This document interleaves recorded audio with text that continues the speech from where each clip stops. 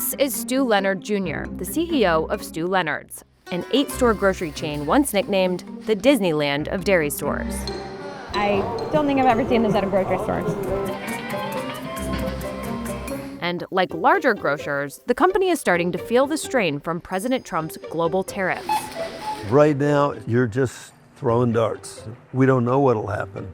We visited Stew Leonard's flagship store to see how tariffs are affecting a handful of popular grocery items and what that says about the future effects of Trump's trade war. Pineapples from Costa Rica, fish from Greece, and even cheese from Italy.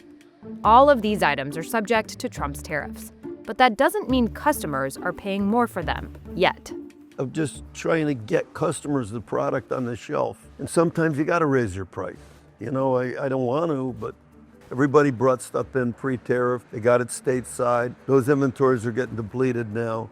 Now the real question is you got to go back into the market and buy for the holidays. And a lot of those prices have gone up. Other major grocers face the same problem. Just listen to Walmart's CEO on the company's latest earnings call. But as we replenish inventory at post-tariff price levels, we've continued to see our costs increase each week. They do not want to be perceived as increasing their food prices, as contributing to inflation. They want to be perceived as supporting customers, as maintaining food prices as low as possible. A number of factors can drive up grocery prices, like extreme weather or smaller herd sizes. But recent economic data suggests Trump's tariffs aren't helping. Grocery costs cooled considerably after spiking during the pandemic, but this August, they climbed 2.7% when compared to a year ago, marking the fastest pace of grocery inflation in 2 years. While it's nearly impossible to look at a single data point and identify, okay, what are the supply and demand factors that are driving it, both the timing and the magnitude of what we're seeing for food price inflation kind of lines up with the initial predictions about these tariff impacts. Hey, nice seeing you. You have a good What do day. you want in your picture? You want the shrimp in there? Shrimp is one of our top-selling products in the store right here. Customers love shrimp. This will be triple the size when we come into the holidays. The U.S. loves shrimp. In fact, it imported 760 metric tons of it in 2024.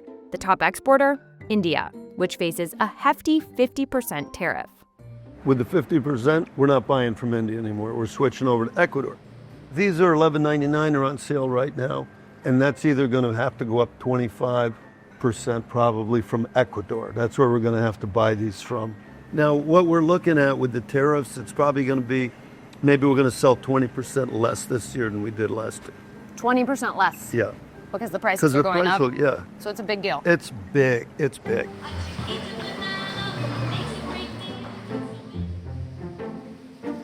Here's a little tropical fruit section in the store right now. You have mangoes, you have pineapples, you have bananas, 3 of our biggest imported items. They come in from Costa Rica. 15% tariff.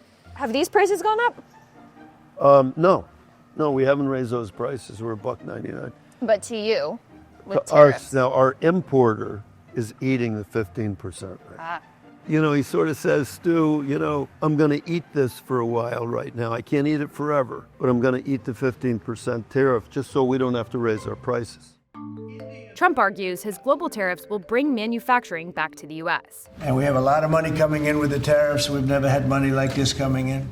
And at Stew Leonard's, there is evidence that the tariffs are having their intended effects. Here's where mainly your aluminum tins will come in. We used to get them from China, now we're getting them from the U.S. I'm not going to raise the price because for 2 cents, Yeah. it's not worth doing But it prompted you to onshore this part of your business. Yeah, it prompted us to onshore. So look at that scenario. Mm-hmm. We were buying them offshore, the tariffs hit, we started buying it onshore. That's what the government wants us to do. Yep. But the price went up a little bit by getting it done in the U.S. And you're okay with that? I'm okay with it, but it's not helping our margins out. Consumers have already started feeling the pinch. According to a Wall Street Journal poll conducted in July, more than half of respondents said they were concerned about the price of groceries. And 66% reported switching to less expensive products in the grocery store in the past year to save money. Customers will switch if the price gets too high, or they'll just buy less, which happens a lot too. how can you go to Thanksgiving without a shrimp platter out on the table? You know, so might be a smaller one, and they might put, you know, a big something else that's not as expensive. It comes down to economics at the end of the day.